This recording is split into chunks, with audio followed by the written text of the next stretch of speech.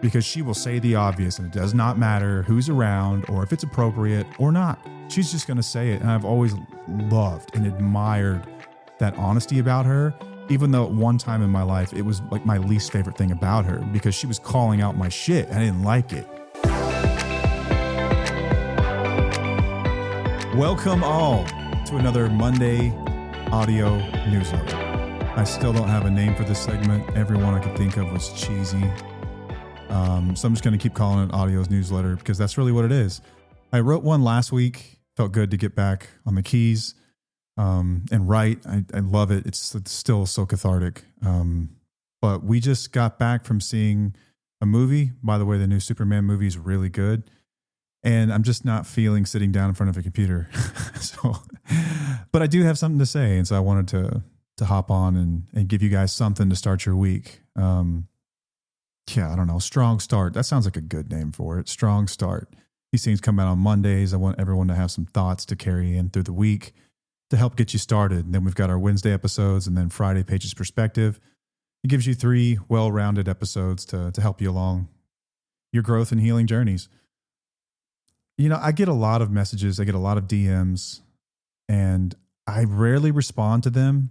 Mostly just boundaries for my own time. I feel like if I make myself too available, then I can end up sitting in DMs forever. I think the best way to reach people is generally on a broader platform, like with the podcast, because people get help. I can help a lot more people that way than spending time in DMs when I'm a parent and a husband and a professional. I've got all kinds of other things going on. I think it's still the best way. Doesn't mean we don't want to reach people one-on-one. That's still actually my favorite way. We just haven't scheduled a workshop yet. I say it so tentatively because we plan on it.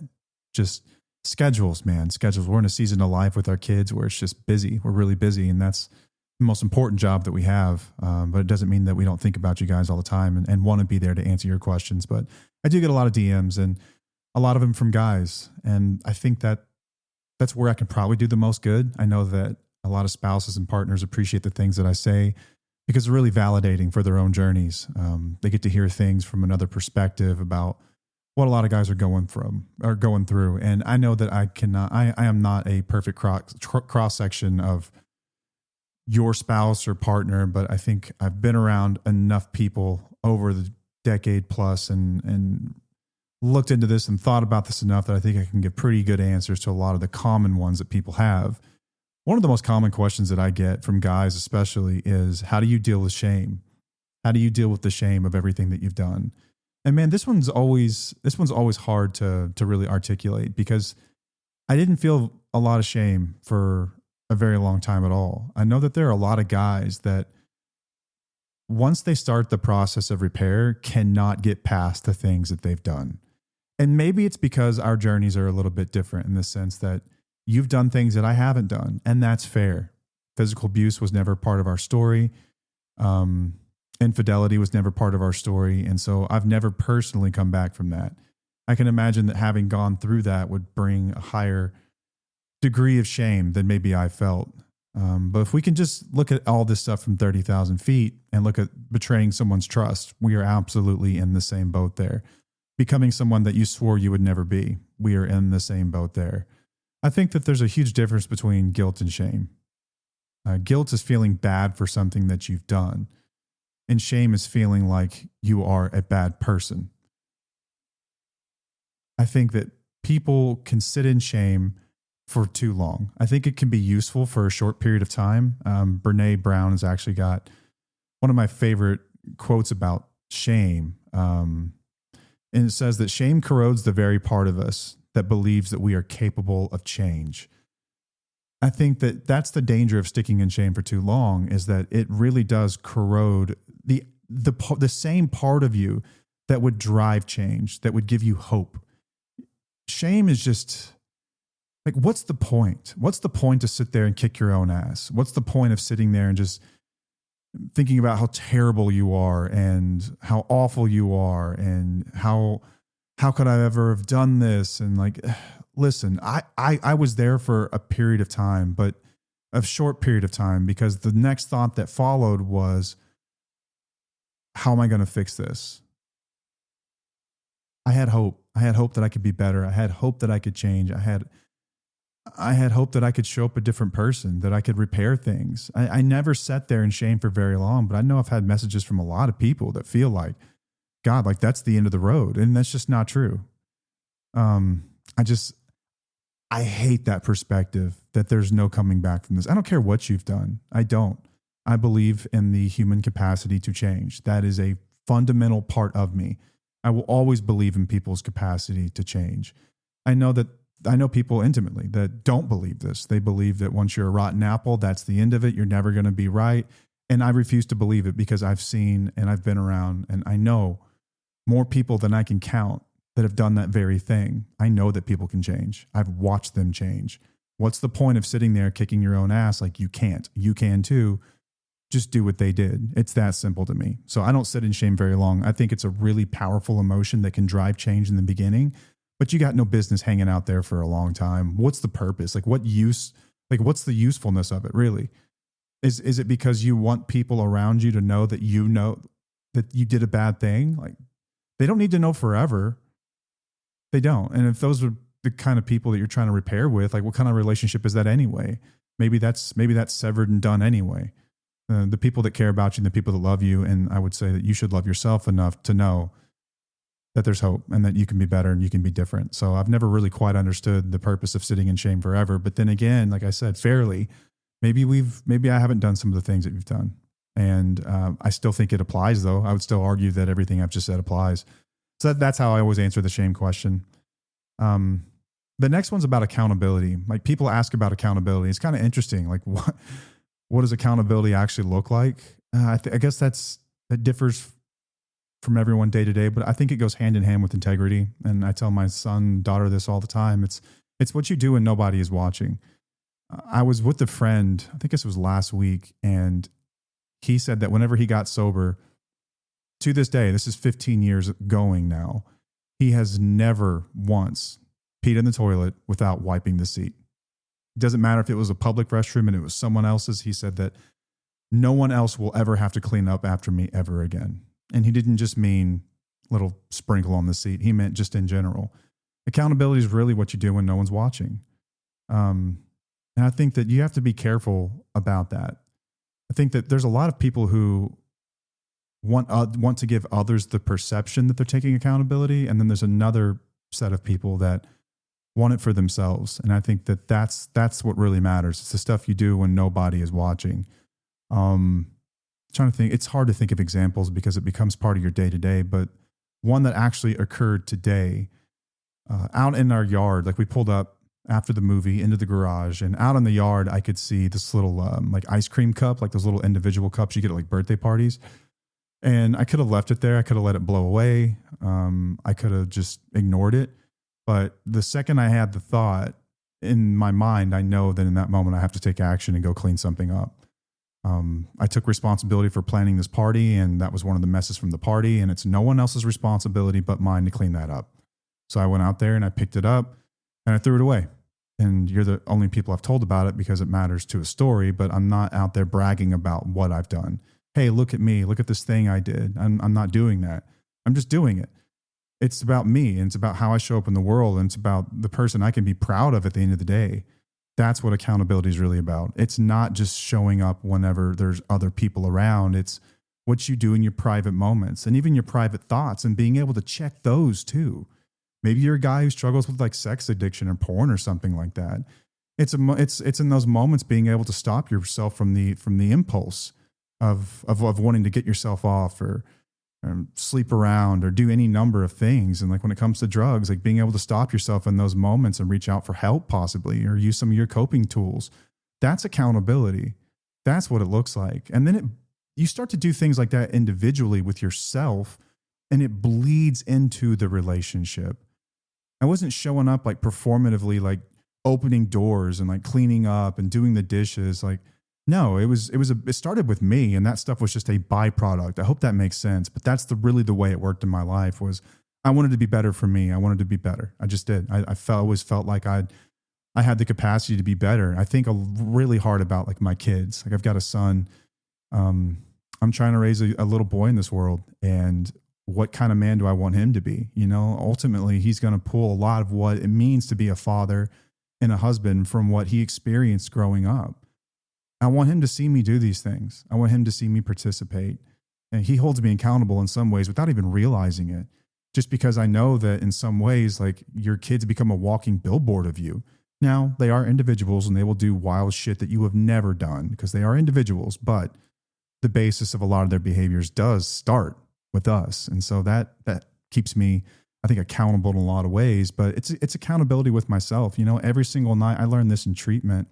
They made us do, I think if you're in 12 step, it roughly equates to like a 10th step inventory every night. It's like, was I dishonest today? And that can mean anything, right? Did I embellish a story? Something as simple as that. Did I say that the fish weighed 10 pounds when I knew it was like 6? Yeah, that's dishonesty. Even if it's for effect, I need to acknowledge that I'd done it and consider how that can turn into something else. Was I afraid today? Did I not do something purely out of fear? Did I not have a conversation purely out of fear? That's, you know, it's holding you back from being who you really want to be. You know, was I selfish today? How was I selfish, and in what ways was I selfish? You know, was I checked out on my phone while my wife was decorating? Was I checked out on my phone while she was prepping dinner? Was she having an important conversation with our kids that I should have been involved in, but I was, you know, watching TV, kind of checked out? Like, it's things like this.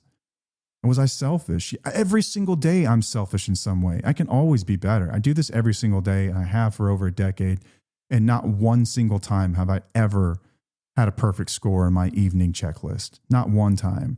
That's how I keep myself accountable. As I go through that, I used to do it on paper early on. Now I just sort of do a mental checklist, and it takes me about 4 or 5 minutes. It's not a huge amount of time.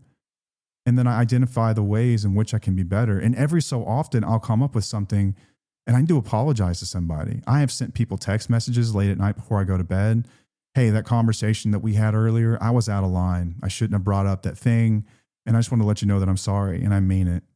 I'll do things like that. Or right there with Paige, you know, hey, I cannot believe that I said that thing earlier, whatever it might have been. I'm really sorry. That was out of line. It came from this place of just wanting to get back at you and prove a point, and it wasn't reflective of how I really feel. And I'm sorry. That's a horrible way to go about things. And just taking accountability, making apologies, you know, it's humility. I think humility at its best. One of my favorite quotes, it's attributed to C.S. Lewis, but I don't think it's actually something he ever said, is that humility is not thinking less of yourself. It's thinking of yourself less. And I love that. And that kind of goes along with that first one too, about shame. It's not about thinking less of myself. It's just thinking about myself less, which I totally need to do.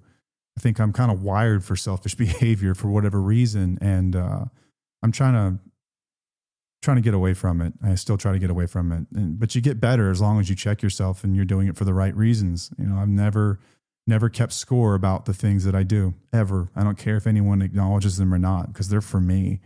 And if not for me, they're for, you know, my legacy, which will be our children one day to see. It's the little things. It's the little things over time that really add up. Another question. This is kind of an interesting one. Did you ever think Paige should just get over it? Should she just get over everything? Like, you've already been through enough. Do you have to keep apologizing? Do you have to keep talking about this stuff? The answer to that question is no, because it's never really been about Paige wholly. It's about Paige, but it's also about me. And it's about the things that I've done, and continuing to talk about those things holds me accountable. It really does. It keeps me accountable so that those things don't ever return in my life. And maybe I'm not using drugs and lying about it, or maybe I'm not drinking and lying about it, but what else am I trying to hide? You know, like, the behavior is all the same. That's why we always say it's not the substance, it's the behavior. And I have to check those things because they can show up in my relationship. They can show up in my friendships. They can show up in my professional work. They can show up everywhere, left unchecked. So I'm kind of glad that Paige still talks about it. And, you know, Paige isn't bitter or angry. She's not resentful in the slightest, I don't think. I mean, there may be some things that she is, but certainly not to the degree that they probably were early on. And I don't think that's my It's not my place to say. It's not my place to say if someone should be over something. It's how they feel. You know, all I can do is show up every day and work toward being better and take accountability and validate the pain that I caused. And what else can people really expect of you? You know, at some point, healing becomes their responsibility in a way. Forgiveness becomes something they maybe give for themselves, not for me at all. But no, I'm trying to think if there's been anything over the years that's like, hey, just drop it. That one needs to go. I can't really think of it. It wasn't my story. I'm not saying that there's not people out there. In fact, I know some people where it gets brought up a lot. And what that tells me is that that's a signal that there's still a lot of uncovered pain and a lot of uncovered hurt. I don't think anyone really walks around wanting to be a victim, especially people in these situations. Like, it's not a comfortable place to be. It's not a fun place to be. Like, maybe there's some people with like histrionic personality disorder or something like that really like being the center of attention, but that's not our listeners usually. It's not my wife, certainly. Maybe they're out there, in which case, yeah, maybe you can be honest and say there are moments like you felt like you've done absolutely everything you can. And maybe that's a signal the relationship's totaled too. You know, some people have non-negotiables and they just can't get over them. Like an affair, like we've always said, like an affair would probably be a deal breaker for us on either one of our ends. And that's just us personally. I'm not saying that it should be your deal breaker. Maybe you guys have worked through that and you're stronger than ever, in which case that's amazing. Tell that story. It can give people hope. But for us, that would definitely be one, because I don't know if I could ever really get over that. Yeah, maybe you can. I don't know. I don't want to find out, but yeah, there's nothing really between us that I've ever felt like she just needs to get over it. I think the person that probably asked this is someone that maybe did cross one of those non-negotiables or those deal breakers. And it's a shitload of pain, man. And the only thing that you can really do is validate it and acknowledge it. And you know, it's up to you if you want to, I don't know. I think that you owe people at least the repair. I think you owe that to them. That is your duty whenever you commit to somebody, you choose to do life with them. And especially when you've caused the harm, you have a duty and a responsibility to help repair that harm. And if you've done everything that you could possibly do and it's still coming up, maybe it's totaled. I don't know. Maybe that's for you and a therapist to work out, or your mentor, or your counselor, your pastor, whoever. But could be a sign that it's just totaled. I don't know. That's just my take, just using common sense. I really don't know from experience.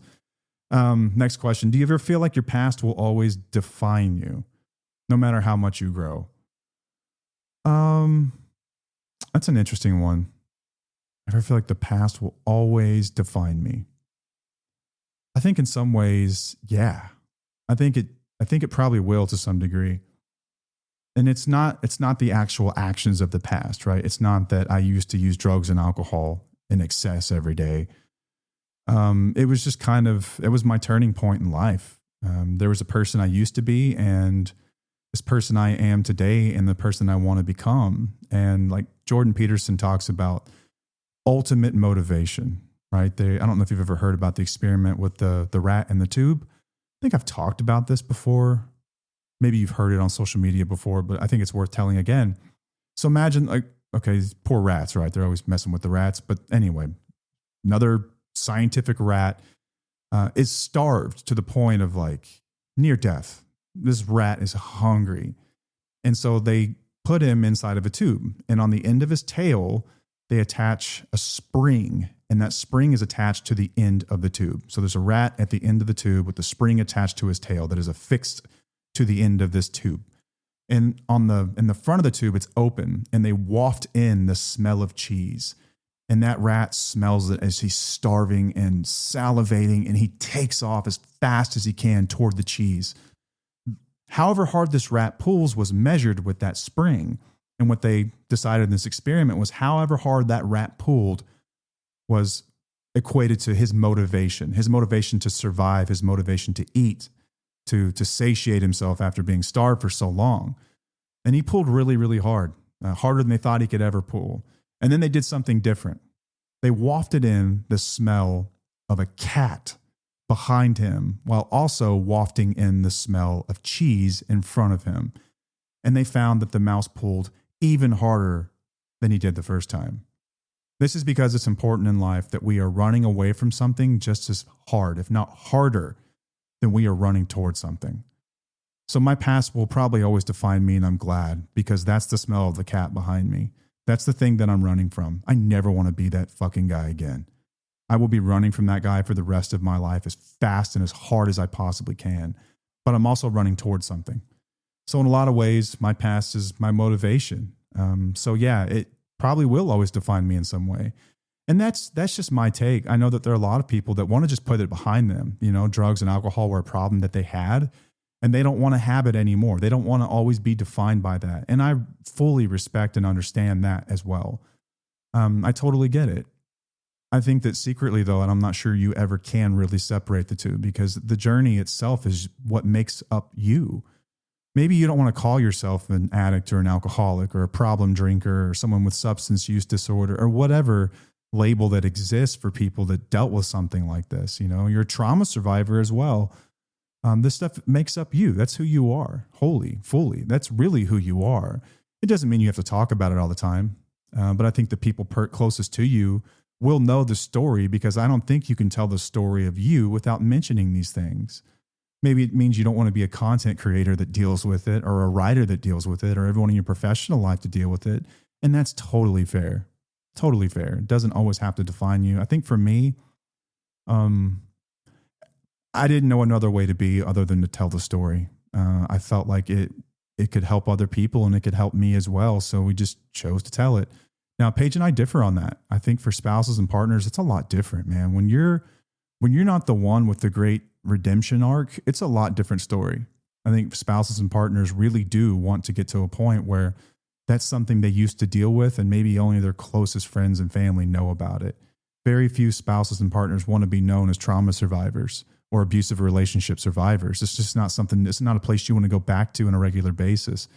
It's really painful. It brings up a lot of triggering memories and events. It's really tough. It's traumatic stuff that a lot of people have dealt with someone like me. And I completely get that. I see both sides of it, but just for me personally, since the question was for me, I think it'll probably always define me no matter how much I grow. But I hope that also gives a lot of people hope that no matter how far down you've gone, that you can come back from it and you can exceed your wildest beliefs about the character and the type of person that you could be. I think it's a beautiful message. So whatever path you choose, completely understand either one. I don't think you have to do what we've done and tell the story. I think that you can keep it private, but I always do think that you should be there available if someone in your inner circle needs that wisdom, because someone was there for you, more than likely, unless you were just a lone wolf. All right, next question.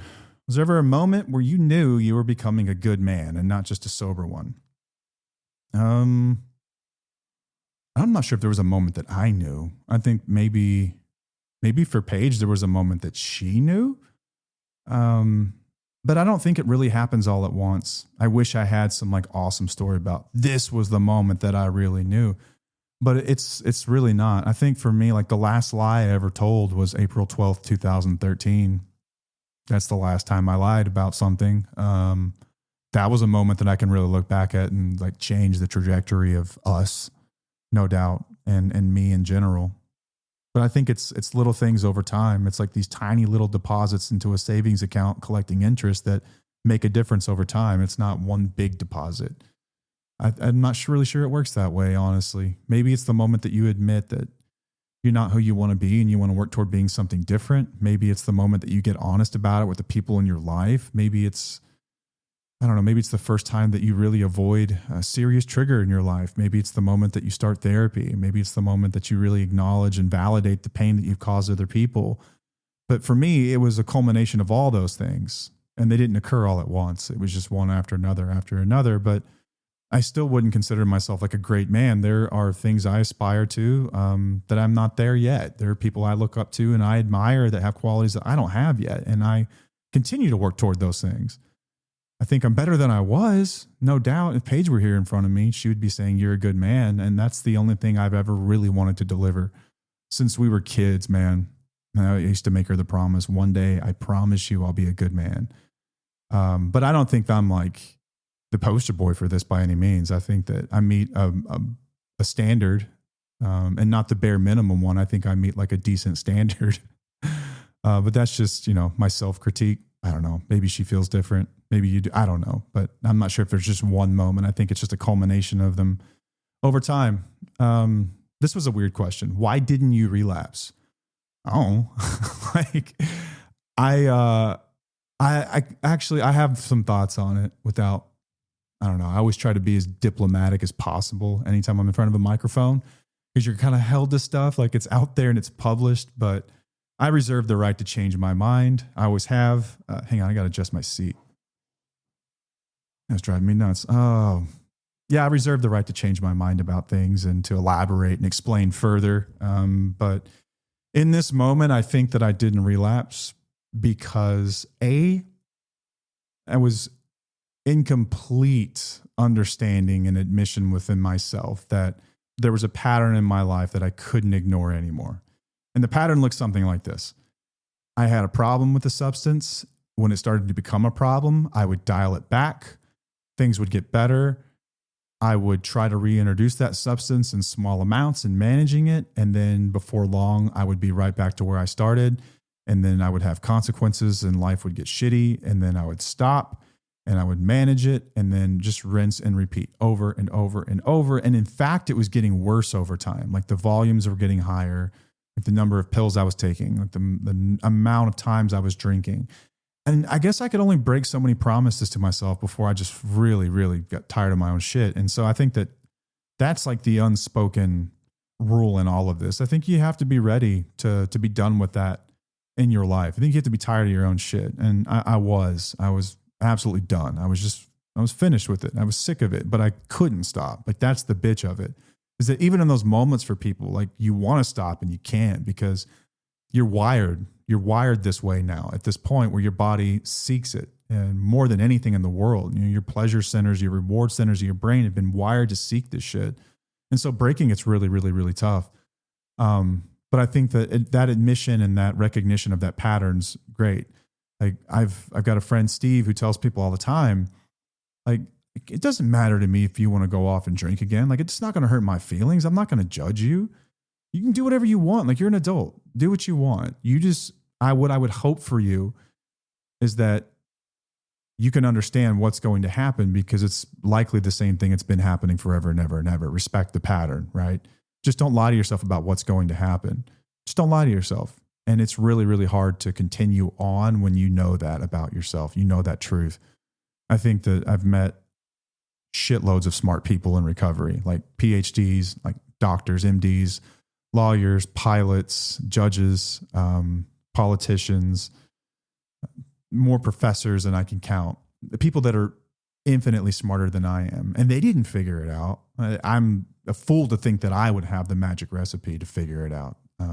So having that truth, and then I think more important after that is I just followed instructions. I was told to do some things whenever I got out of treatment, and I just did all of them. I didn't try to bend the rules or work around anything. I just did what I was told. I did exactly what I was told. Did what I was instructed for the first time ever, and then I continue to do that stuff, like the same stuff that got me sober years and years and years ago. I still do it. Not as frequently, but I still do it. Like I'll still hit meetings up. I still read. I still try to develop spiritually. I read a ton, not just about spiritual matters, but I read a ton about science and the brain and relationships and motivation and persistence and all this stuff, right? I'm broadening my horizon. I'm learning more, but I'm also doing the work, like actually doing the work. I still volunteer my time to help other people. And in doing that, it reminds me of what's possible for me if I go back out. You know, like in some ways, and this is going to sound terrible, but I like hearing stories from people who tried it and it didn't work. Because for me, it's just like watching the scouts come back with arrows in their ass, telling me it didn't get any better. If you're having any thoughts, I tell you right now, it sucked. It sucked. I've yet to come across a dude who was like me and went back out and just like figured things out, and they're happy and they're drinking like a normal dude or using pills just like rarely. That's crazy, using pills like it's recreational in your 40s. But anyway, like I'm sure they're out there. I don't know, not a life I want to live anymore. But I could, I think there's any number of ways you can justify it to yourself. I've just been really good about keeping that truth in my mind. And I think part of that is in talking about it. And I think part of that is in Also being able to really identify like the crazy voice in my head that thinks it's a good idea, that keeps me from going back out as well. All right, there's a few questions here now about the relationship itself. I'll try to get through these quicker. I just realized I'm long-winded as shit. I'm sorry, y'all. It's like 30 minutes in. I'm supposed to be done in 30 minutes. So I got 12 questions. So what did Paige do that actually helped? Man, this is a good one. I don't brag on her enough.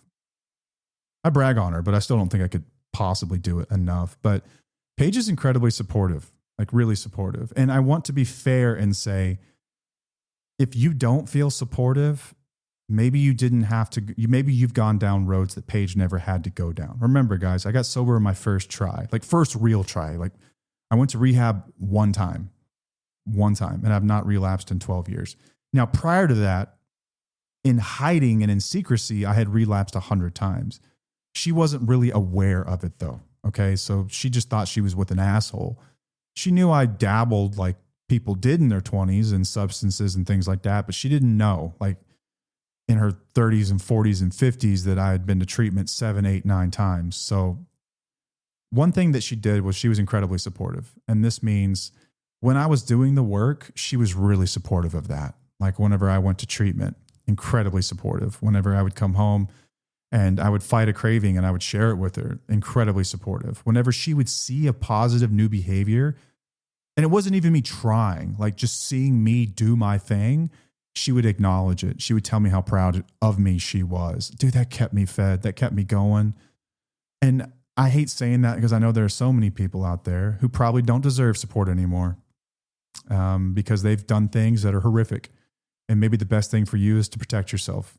And I would hate for you to think, like generally messages like this land on the people that don't need to hear them and they take it straight to heart. And the people that need to hear it don't ever get the message. So I would hate for someone to think, oh, I'll just be more supportive. Well, let's like, okay, maybe in all fairness, you haven't been that supportive.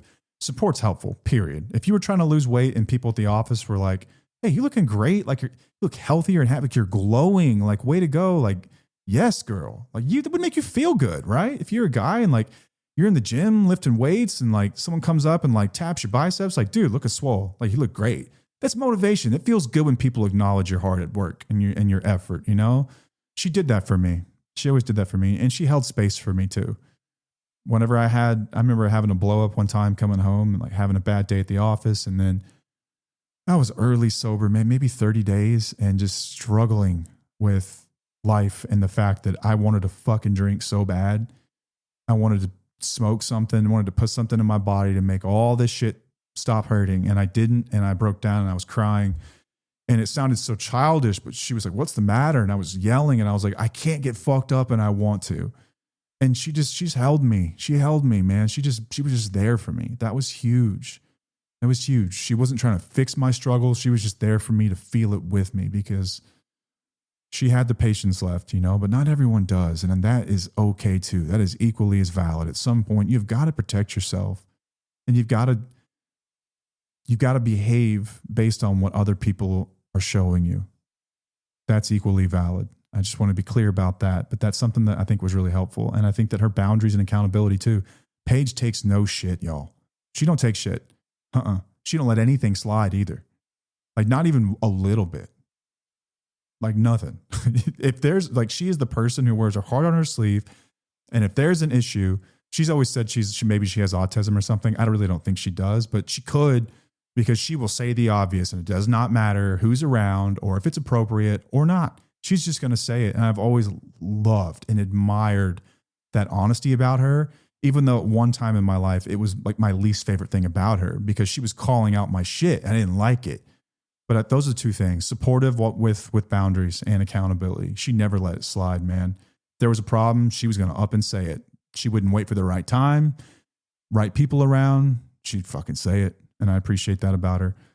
Do you think most marriages can survive addiction? That was a question we got. Most. That means like more than 50%? No. Just fairly no. I think that a lot can. I think couples, man, the human power of forgiveness and change and the things that I've seen in my life, they're amazing. You know, we were on Eric Kennedy's podcast recovery vows. And he's actually released a book to help couples rebuild their relationships. It's called Marriage After Addiction. Check it out if you haven't. It's great. Eric's an amazing person too. But he really does believe in the power of couples to rebuild trust and to reestablish intimacy in their marriages. And I know Dr. Porter has been through this too, but I don't think that most can. I don't, because I think there's some magic sauce there that you really don't get to decide if it's there or not. Like it's either there or it's not. You either have patience or you don't. I think that you've either been through something traumatic you can come back from, or you can't. And so I guess it depends on how long this has been going on and to what degree there's pain. How badly have you been hurt? What has this person done? Can you come back from that? Most people, probably not. Let's just be real. And I think that is why our show exists, to be honest with you, because the answer that I think most people would give here is yes, most marriages can. I just don't think it's true. And why would it be true, right? Marriage is this construct we created to say that I got your back and you got mine. And we make these promises oftentimes when we're young and sometimes under the dictates of, religious doctrine or whatever it might be at a certain time in our lives, or maybe it's societal pressure from where you grew up or your parent, whatever it might be. But it's not like this magical binding agreement or anything. It's just two people working on their shit. They got each other's back over time, and they're gonna fight through life together. You've been through friend breakups and breakups at jobs and with your employers and everything else. Like, why wouldn't a marriage be the same? It's the same. I hate that. I do think that maybe some people quit too early. Maybe you should turn over every stone, and we encourage people to do that. But no, there's a shitload of marriages that don't make it, and rightfully so, man. And you ask those people who are out of them, and they'll tell you, and you don't hear their stories. They'll say, I'm happier than I've ever been. Like, God, my only regret was not doing it sooner. And both people might say this, right? The person who was the abuser and then the abused. And I think that we just need to remind people that is an option they have, and stop. As much as marriage has really benefited both of us. And I believe that if there was a contest for greatest marriage in the planet, we would win it, hands down. I would debate that all day long. And I would love everyone to have that outcome. But if you're not in it, then go seek it. It doesn't mean that the one you're in now is forever. I don't believe that. I don't buy that. I think that a lot of marriages that survive addiction are those in which there is just some things that are intangible, that you still have some patience left, that you've maybe got some past with each other, long enough to see maybe who this person was before they really became abusive. So you have to have something to look forward to. Kids can totally change this outcome or the dynamic here. And I think that ultimately you got to be best friends, and you got to be willing to fight for one another. And there comes a point in time where you're no longer allies. And once you're there, like, you can sit there and beat that dead horse all day long, but it ain't changing. And one person can't fix it on their own either. And I think that's probably why most marriages fail through addictions, because you got one person fighting and the other person's it's not. They're just really not doing the work. They're really not doing the deal. Generally a one-sided affair. I know that they say two people always have a part. Yeah, but one part isn't being abusive.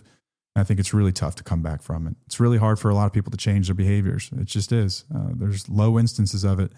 If you've ever read the book, Why Does He Do That? By Lundy Bancroft, he's even got a checklist in there about like what it is to be a changed person.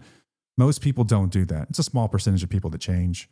I think I'm a little more optimistic on this than Paige is, even, because she's convinced it's like a tiny, tiny percentage.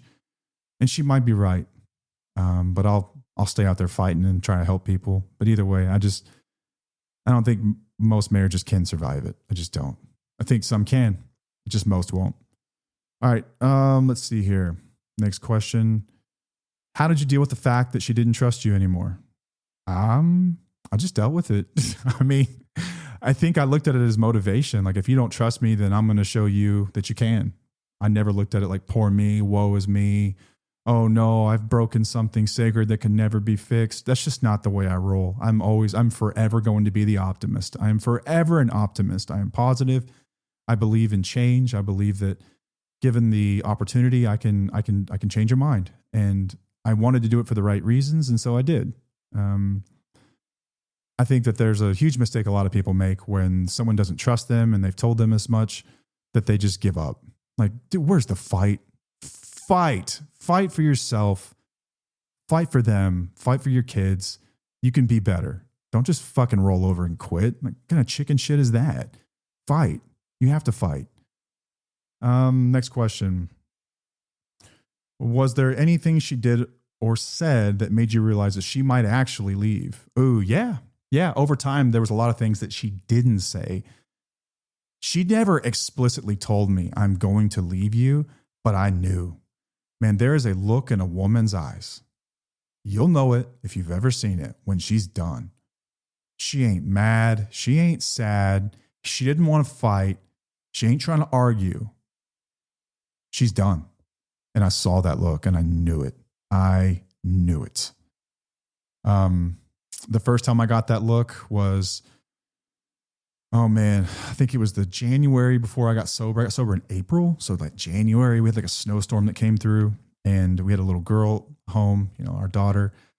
And at this point in our life, like I'd always promised her I'd quit. And I was trying to quit and I thought it'd be a great idea to go buy some synthetic marijuana. Stuff was called K2 at the time. And that stuff was like weird. Depending on where you bought it from, it was weird. Some people get like seizures from it. It's just dangerous shit. It's not good. They don't sell it anymore. And thank God.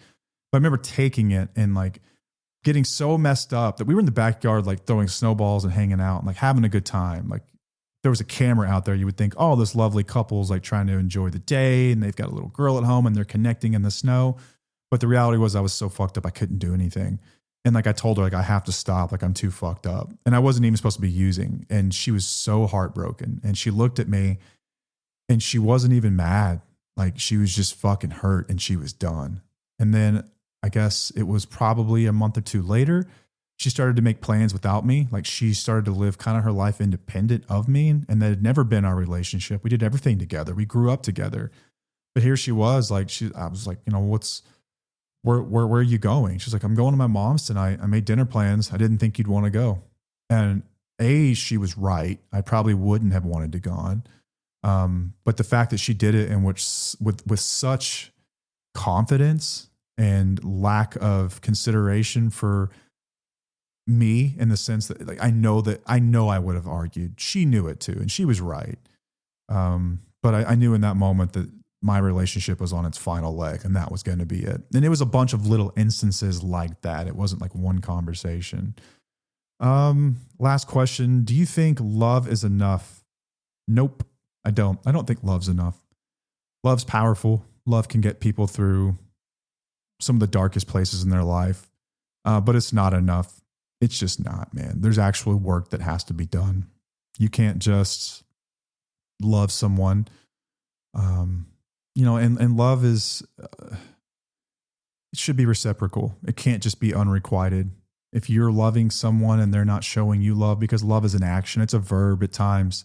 It's not just a feeling you get when someone looks in your eyes. It's not just the way they hold you, the way they hold your hand when you're scared or anything like that. Man, it is an action. It is showing up for people. It is putting forth effort. It is changing. It is setting aside your needs for theirs. It is being selfless. So I think that if one person is doing that and the other person is not, that is not enough. It's just not. I think we all like to hold on to those 1%er stories where someone did love someone and then they got sober, but it's not necessarily because they loved them. It's because that person ended up having to love themselves enough to want to change. I don't think that their love for them affected it. Right. It just, maybe it does, maybe it doesn't. My opinion is no, since I'm the one being asked the question. It just doesn't. There's one more here. Oh, this is kind of like the last one. Was there anything she said or did? No, that's a different one. Sorry. Did I miss one? Oh, what is the biggest lie you told yourself in your marriage? Actually, this is one I should have answered. The biggest lie I told myself in my marriage was that we were good. We were good. I thought that we were good for a long time. I thought that she was cool with all of this. I didn't realize that I was losing her. I didn't realize that she was living the life that we had talked about, and I was living this little side quest of a life. And then she was not willing to walk it with me. And I lied to myself for so many years about that.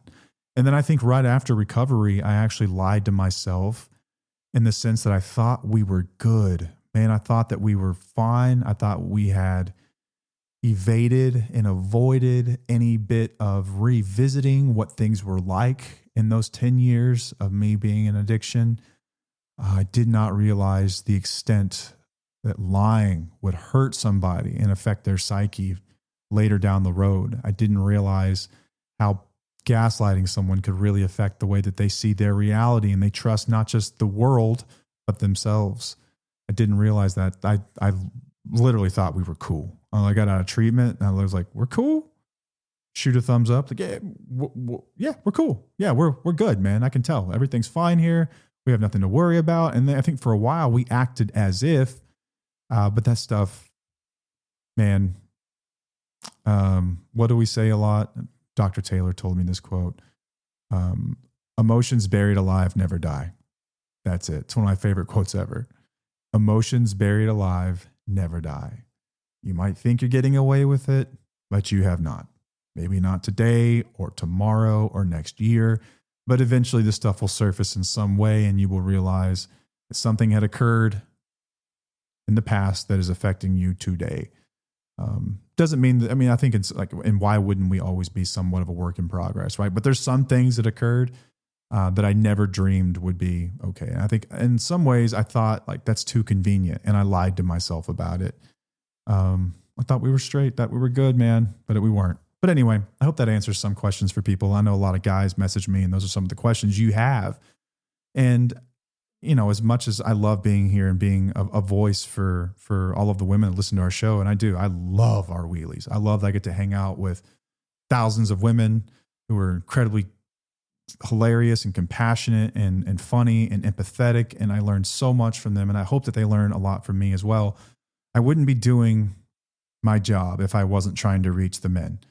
And I hope that I've reached some men here. I hope that I can reach more men over time. I hope I can really help inspire someone to walk the path that I walked and you get some kind of an outcome similar to mine. I hope that you can be better for your children. Hope you can be better for yourself and for your wife, for your husband, whoever it might be. If you're listening to this,